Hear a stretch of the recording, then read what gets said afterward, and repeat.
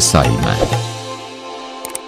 अखबारों में अग्नि मिसाइल की बार बार असफलता और उसके परीक्षण में हो रही देरी की काफी चर्चा थी।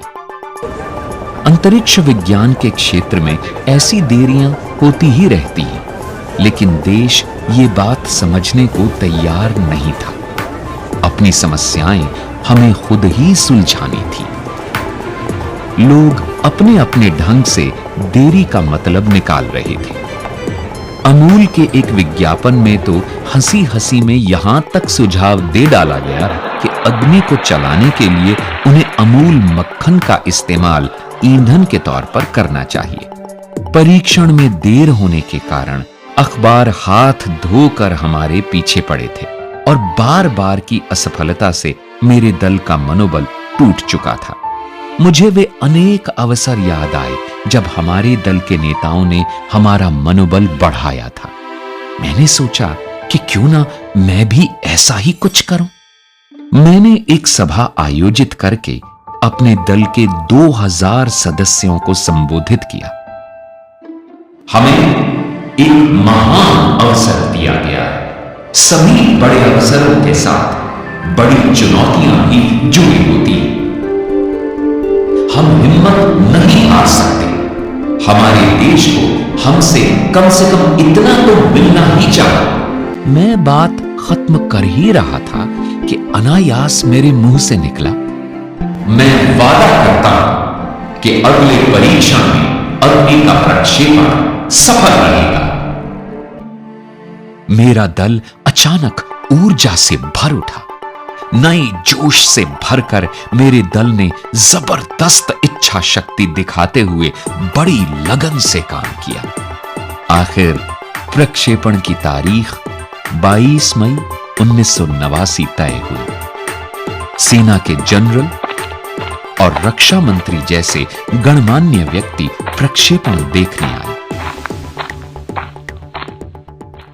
प्रक्षेपण से पहली रात हम पूर्णिमा की चांदनी में दमकते समुद्र तट पर सैर के लिए गए। गरजती लहरें चट्टानों से टकरा रही थी। हम सभी के मन में यह प्रश्न घुमड़ रहा था कि क्या कल अग्नि का प्रक्षेपण सफल रहेगा, लेकिन इस बारे में कोई भी कुछ बोलना नहीं चाहता था। आखिर रक्षा मंत्री ने चुप्पी तोड़ी और मुझसे पूछा, कलाम, कल हमें अग्नि की सफलता की खुशी कैसे मनानी चाहिए? तुम्हारी क्या इच्छा है? प्रश्न सरल था, लेकिन मैं तुरंत उसका उत्तर नहीं दे पाया।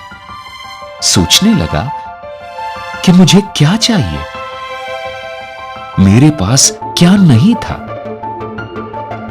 और तभी मुझे एक ख्याल आया। मैंने कहा, हमें अपने शोध केंद्र में 1,00,000 पौधे रोपने हैं।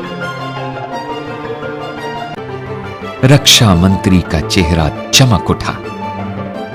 उन्होंने गदगद होकर भविष्यवाणी की, अग्नि की सफलता के लिए धरती माता तुम्हें आशीर्वाद देगी।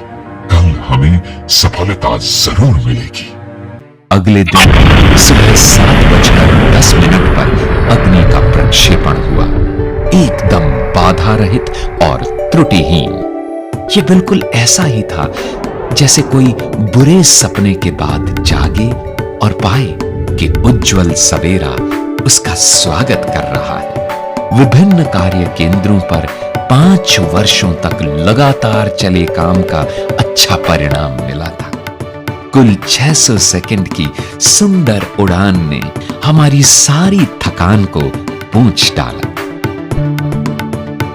बरसों की मेहनत की ये अद्भुत परिणति सामने आई थी। ये मेरे जीवन के महानतम क्षणों में से एक था और हमेशा